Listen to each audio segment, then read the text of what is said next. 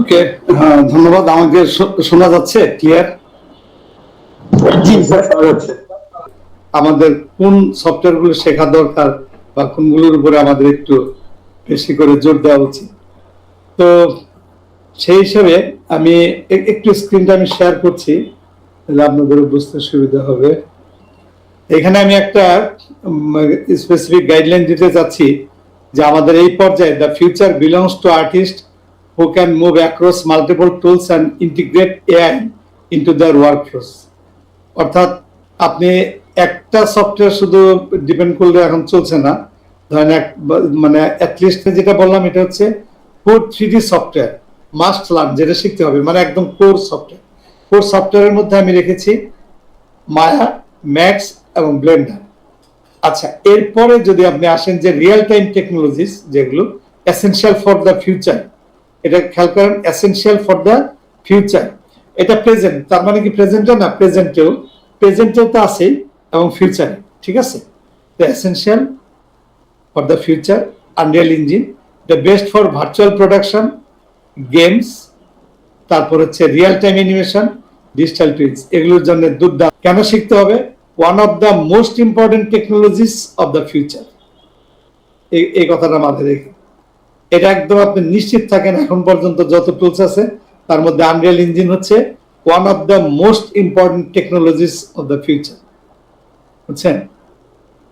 এটা ব্যবহার হচ্ছে কোথায়? ফিল্মে, টিভি প্রোডাকশনে, আর্কিটেকচারাল ভিজুয়ালাইজেশন, অটোমোটিভ, সিমুলেশন এবং গেমে। মানে এখানে কিন্তু প্রোগ্রামিং করা যায়, যেহেতু গেম, বুঝতেই পারছেন। আবার কিন্তু আপনি ফিল্মের জন্য কাজ করতে পারতেছেন। আর সবচেয়ে বড় যে সুবিধা সেটা হচ্ছে real time rendering significantly reduces the production time. কারণ প্রোডাকশন টাইম অনেকে জিজ্ঞেস করে যে ফিউচারের জন্য ফিউচার ওরিয়েন্টেড টেকনোলজি এরকম সফটওয়্যার কোনটা, আমি একদম নিশ্চিতভাবে বলে দিতে পারি যে আনরিয়েল ইঞ্জিন।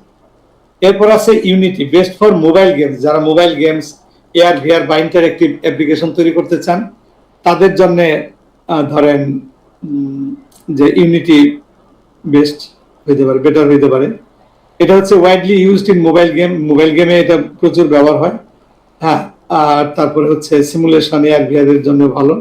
তো যারা গেম ডেভেলপ করতে চায়, এআর ভিআর ডেভেলপার বা ইন্টারেক্টিভ মিডিয়া কাজ করবে, তাদের জন্য এটা ভালো। এরপরে আসে স্কাল্পটিং সফটওয়্যার। স্কাল্পটিং সফটওয়্যার বিষয়টা কি? স্কাল্পটিং নাম শুনে তো বুঝতে পারছেন যে ভাস্কর্য, যেটা না স্কাল্পটিং, এর জন্য একদম মানে কি বলা যায় যে অপ্রতিদ্বন্দ্বী যে সফটওয়্যার সেটা হচ্ছে জিব্রাশ। হ্যাঁ, জিব্রাশটা একেবারে অপ্রতিদ্বন্দ্বী, এবং কেউ যদি জিব্রাশে দক্ষতা অর্জন করে তাহলে এটা তার জন্য একটা অনেক বড় সড়ো কেরিয়ার হইতে পারে। শুধু জিব্রাশ জানলেই সে এটাতে যদি ভালো ক্যারেক্টার ডিজাইন করতে পারে, না এমন আছে যে একটা ক্যারেক্টার ডিজাইন করে, একটা ক্যারেক্টার ডিজাইন 5 থেকে 10 লাখ টাকা সেল হইতে পারে, এরকম, বুঝতে পারছেন? অনেক গেম বা ফিল্মের যে মেইন ক্যারেক্টার গুলো, হ্যাঁ, এগুলোর ডিজাইন যে হয়, আমাদের দেশে তানভীর এমিন ইসলাম, তারপরে এই যে বনিন, এস এম বনিন, হ্যাঁ, তা আমাদের এক স্টুডেন্ট আছে রাকিব, হ্যাঁ, ওরা খুব ভালো এই স্কাল্পটিং সফটওয়্যার জিব্রাশে ওরা দুর্দান্ত কাজ করছে এবং world wide. Texturing and material creation, এর জন্য কি শিখবেন? এর জন্য আমি বলবো যে আপনি নিশ্চিতভাবে সাবস্টেন্স 3D প্রিন্টারের উপর ডিপেন্ড করতে পারেন। যদি আপনি এটা ভালো করে শিখেন, এটা দিয়ে আপনি প্রফেশনাল টেক্সচারিং করতে পারবেন। ইন্ডাস্ট্রি স্ট্যান্ডার্ড এটা PVR texturing, simulation and VFX. Simulation এবং ভিএফএক্স সফটওয়্যারের মধ্যে আমরা হুডিনির নামটা তো করতেই পারি, তাই না? হুডিনি তো আমার এক স্টুডেন্ট একটা সিমুলেশনের কাজ হুডিনিতে করেছিল, এবং এই কাজটা আপনার সাইড এফেক্টস, মানে যারা হুডিনি সফটওয়্যারটা প্রডিউস করে ওরা কিন্তু এটা ওদের অফিসিয়াল ইয়েতে, মানে কি বলা যায় যে এটাকে ওরা এটাকে কি করা বলে যেন, শুভ্র, সরি শুভ, এই যে ওরা না না ওদের অফিসিয়াল সাইটে যখন রাখে, এই রিকগনাইজ দা অ্যাওয়ার্ডেড এরকম কিছু। আচ্ছা, যাই হোক, এটা ওদের অফিসিয়াল সাইটে কিন্তু ওই কাজটা রেখেছে। এটা একটা ভালো, এটা আমার জন্য একটা গর্বের বিষয় যে আমার এক স্টুডেন্টের একটা কাজ, হ্যাঁ, ওরা আপনার এরকম ওদের মানে যারাই সফটওয়্যার প্রডিউস করছে ওদের অফিসিয়াল সাইটে রেখেছে। আচ্ছা, তো দেখে আমি সুযোগ পাইলে এটা অবশ্য ফেসবুকে আমি শেয়ারও দিয়েছিলাম। এখন আজকে তো আবার ফেসবুক নাকি স্লো না, আমি দেখি যদি বের করতে পারি আমি একটু হয়তো দেখানোর ব্যবস্থা করি। আচ্ছা, তো এটা গেল একটা বিষয়। হ্যাঁ, আচ্ছা ঠিক আছে, আমি একটু পরে এটা একটু ঠিক হচ্ছে মনে হয়। আচ্ছা, হ্যাঁ, আচ্ছা আমি পাইছি এটা। হাবিবুর রহমান সিজান। হ্যাঁ, আমি একটু এই পাশে যদি নিয়ে আসি, আমরা ইন ফিউচার আমাদের আবাদ সিটিতে আমরা হুডি নিয়ে এই ধরনের সফটওয়্যার গুলো আমরা অফার করব। The king of procedural workflows use for explosions, destruction, fire, smoke, ocean, cloud, মানে সিমুলেশনের জন্য যা দুর্দান্ত এফএক্স আর্টিস্ট এবং টেকনিক্যাল ডিরেক্টর, ভিএফএক্স স্পেশালিস্ট তারা এই সফটওয়্যারটা রান করতে পারে। এগুলো কিন্তু কোনো ট্রেনিং আমাদের দেশে কিন্তু নাই, অ্যাকসেপ্ট আবাদ সিটি। আচ্ছা, আরেকটা হচ্ছে রিয়াল ফ্লো। এই যে রিয়াল ফ্লো এই সফটওয়্যারটা, এটা কিন্তু 2বার অস্কার অ্যাওয়ার্ড পাইছে, 2 টাইমস অস্কার অ্যাওয়ার্ড পাওয়া, একবার 2007 আর একবার 2010-এ। এখানে নাফিস বিন জাফর নামে একজন প্রোগ্রামার আছে এটার সাথে, সে কিন্তু বাংলাদেশি বংশোদ্ভূত। সেও কিন্তু 2বার, মানে সেও কিন্তু অস্কার অ্যাওয়ার্ড পাইছে, যেহেতু সেটা ডেভেলপমেন্ট টিমে ছিল এই রিয়াল ফ্লো সফটওয়্যার। এই রিয়াল ফ্লো সফটওয়্যার এটা আমরাই প্রথম আবাদ সিটিতে এটা ট্রেনিং শুরু করছি, এবং এটা আমি এখন ধরেন আমি ডাবলিন ইউনিভার্সিটিতে এটা আমার কোর্স কারিকুলামের মধ্যে আমি সফটওয়্যারটা দেখি। তো এটাও দেখবেন যে এই রিয়াল ফ্লোর কিন্তু অন্য কোথাও এটার কোনো ট্রেনিং নেই। আচ্ছা, তো এই রিয়াল ফ্লো সফটওয়্যারটাও, এই যে real flow, it remains useful for specialised fluid effects, it is still use for specialised fluid effects, এবং 2 টাইমস অস্কার অ্যাওয়ার্ড পাওয়া, যেটা বললাম আমি।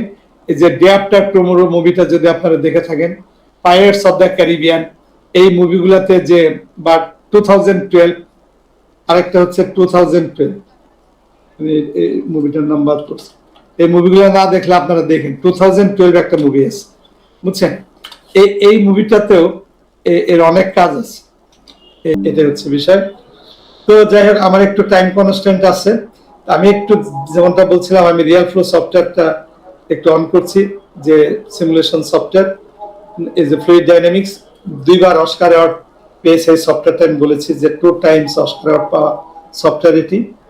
এই যে দেখেন, এই রিয়াল ফ্লো সফটওয়্যারটা ওপেন করলে যে বিষয়টা হয় সেটা হচ্ছে, এখানে প্রথমে এরকম একটা স্ক্রিন আসবে।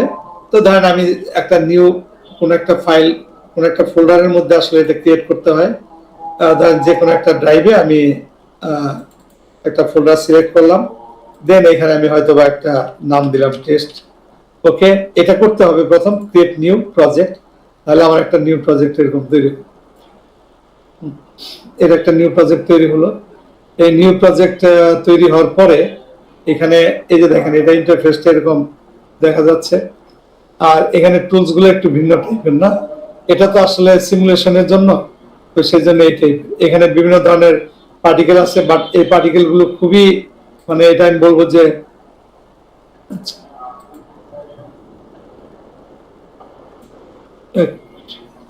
টুলস লেআউট,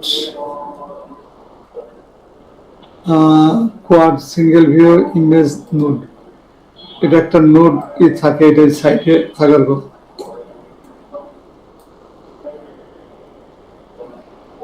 এখানে স্ন্যাপ করে, যাই হোক, এটা নোটটা এখানে রাখলাম। এই যে এখানে দেখেন, এগুলো হচ্ছে যেমন সার্কেল, এটা একটা ইমিটার, এ প্রেস করলে এখান থেকে যে এমিশন শুরু হয়, হ্যাঁ, এভাবে এটা সার্কেল ইমিটার। কত দ্রুত এখানে ই হচ্ছে। তো আবার এই প্রেস করলে এটা বন্ধ হয়। তো যাই হোক, কন্ট্রোল এ দিয়ে এটা আমরা রিসেট করতে পারি। তো এটাকে যদি আমরা ই ফর রোটেট এদিকে ঘুরে দিই, তাহলে এটা উপর দিকে যেতে থাকবে, না? এটা হচ্ছে নোট। এটা আসলে একটা স্ক্রিনে একটু হয়ে যায়, আমি অন্য একটা স্ক্রিনে রাখছি, এই স্ক্রিনে রেখে দেখাচ্ছি। আচ্ছা, তো ওকে, তো এ প্রেস করলে, এখন যদি আমি এখানে ধরেন এ প্রেস করলাম, এদিকে বের হচ্ছে না, সোজা যাচ্ছে, তো একদম স্ট্রেট যাচ্ছে, দেখেন এটা। এখন এখানে যদি আমরা গ্র্যাভিটি ফিল্ড অ্যাপ্লাই করি, এখানে বিভিন্ন ধরনের ফিল্ড আছে, যেমন গ্র্যাভিটি অ্যাপ্লাই করলাম, গ্র্যাভিটি অ্যাপ্লাই করার সাথে সাথে দেখা যাবে কি যে এটার এভাবে কিন্তু যাবে। তখন যদি আমরা প্রেস করি, এটা দেখেন নিচে নেমে আসছে, অর্থাৎ এই যে গ্র্যাভিটির সাথে সে ইন্টারঅ্যাক্ট করতেছে। বুঝতে পারছেন? তো কত দ্রুত দেখেন যে সে এটা রেসপন্স করে কন্ট্রোলে। আচ্ছা, এটার নিচে হয়তো আমরা একটা প্লেন দিলাম, 9 প্রেস করলাম, এই প্রেস করলে এখন দেখেন এখানে পড়তেছে এই যে পার্টিকেল গুলো দেখছেন, এটা কিন্তু একটা লিকুইড তৈরি করবে। এটা একটা লিকুইডের মতো, এগুলোকে আমরা লিকুইড বানিয়ে ফেলতে পারি একটা পর্যায়ে। ঠিক আছে? তো এভাবে যেমন এটাকে আমরা যখন লিকুইড বানাবো, এখানে সিম্পল কিছু সিস্টেম আছে, যেমন এটাকে মেশ, লিকুইড মানে তো মেশ হবে, বিল্ড। এই যে এভাবে দেখেন এটা এখন একটা লিকুইডের মতো আচরণ করবে। এইগুলো আমরা দেখো, এই যে একটা লিকুইড, এটাকে আমরা এক্সপোর্ট করে কোন একটা 3D সফটওয়্যারে নিয়ে যাব। 3D সফটওয়্যারে নেওয়ার পর হ্যাঁ, এটার মধ্যে যদি আমরা উপযুক্ত ম্যাটেরিয়াল দিয়ে দিই, তখন মনে হবে এটা একটা লিকুইড পড়তেছে, পানির মতো পড়ছে। এখন যে কাজটা হচ্ছে, এটা হচ্ছে সিমুলেশন। এই যে এখানে যে কাজটা ঘটতেছে, এটা হলো সিমুলেশন। এখানে অনেক টুলস আছে, আর এই সফটওয়্যারটা এমন যে একটু দেখেন একটু ভিন্ন টাইপের, এটার কি বলা যায় যে ইন্টারফেস, এগুলো একটু অন্যরকম, তাই না? Tools, layout, export, view, scene shading, reset.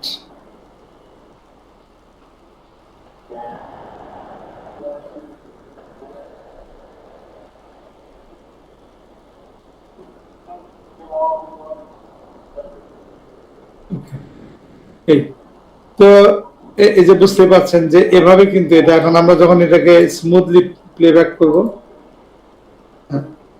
এই যে এভাবে করবো, রাইট? তো এটাকে আমরা একটা নির্দিষ্ট ম্যাটেরিয়াল দিয়ে এটা এখান থেকে, এই সফটওয়্যার থেকে আমরা এক্সপোর্ট করতে পারি। তারপর নির্দিষ্ট ম্যাটেরিয়াল দিলে পরে তখন এটা আপনার একটা নির্দিষ্ট ম্যাটেরিয়াল দিয়ে দিলে তখন দেখা যাবে যে এটা যেমন লিকুইড দিলে পরে, যে আমরা পানির ম্যাটেরিয়াল দিলে এটা পানির মতো হয়ে যাবে, অরেঞ্জ জুসের ম্যাটেরিয়াল দিলে অরেঞ্জ জুস হয়ে যাবে, এভাবে। তো এটা হচ্ছে ফ্লুইড ডাইনামিক্স। এখানে লিকুইড নিয়ে কাজ করবার, লিকুইডের অনেক প্যারামিটার, বহু কিছু এখানে আছে। হ্যাঁ, এগুলো আমরা ধাপে ধাপে, আমি এটা এই সফটওয়্যারটা শেখানোর জন্য একটা বিশেষ পদ্ধতি, মানে অনেকদিন ধরে, আমি এটা তো বহু আগের থেকে, এটা 2000 সালের থেকে আমি এই সফটওয়্যারটা ইউজ করতেছি। এই সফটওয়্যারটা আসছে মার্কেটে, আসছে 1997-এ। তা আমি এটা 2000-এর দিকে এই সফটওয়্যারটা আমার হাতে আসে, তখন থেকে এটা নিয়ে আমি কাজ করেছি, প্রফেশনাল কাজও করেছি। শুভও এটা নিয়ে অনেক কাজ করছে, রিয়াল ফ্লো। সো যাই হোক, এখন যদিও ব্লেন্ডারে এই সিমুলেশন করা যায়, বাট তারপরেও ব্লেন্ডারের থেকে এটা অনেক স্মুথলি এটাতে কাজটা আছে। তো ঠিক আছে, আমার একটু টাইম কনস্ট্যান্ট আছে, আজকে আর আমি বেশিক্ষণ থাকতে পারছি না। তা আমাকে একটু বিদায় নিতে হচ্ছে। আমি এটা শুভকে পরবর্তী পার্টটা কন্টিনিউ করতে বলছি। থ্যাংক ইউ, আমি কুইট করলাম। ওকে, সবাইকে অনেক ধন্যবাদ ধৈর্য ধরে আমার কথা শোনার জন্য।